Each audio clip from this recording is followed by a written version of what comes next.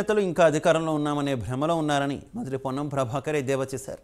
ఆ భ్రమ నుంచి బయటకు రావాలని అన్నారు. ఉచిత బస్సు ప్రయాణానికి బీఆర్ఎస్ వ్యతిరేకమా చెప్పాలని డిమాండ్ చేశారు. 10 సంవత్సరాలు ఆర్టీసీకి మీరు ఏం చేశారు అంటూ ప్రశ్నించారు.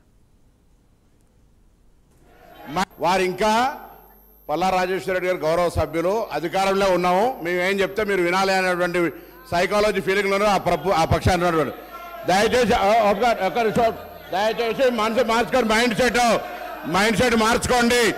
మైండ్ సెట్ మార్చుకోవాల్సిన అవసరం ఉంది. అలా నిన్నటి దాకా 10 ఏళ్ళ అధికారంలో ఉన్న వీళ్ళు ఆర్టీసీకి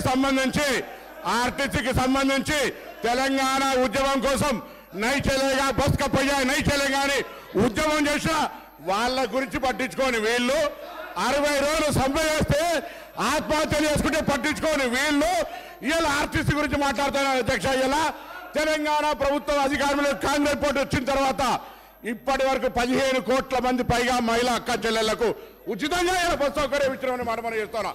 535 కోట్ల రూపాయల విలువ కలిగేటువంటి బస్ ఫేర్స్ ను ప్రభుత్వం భరించింది. అధ్యక్ష, ఇలా వీళ్ళు మాట్లాడుతున్నారు.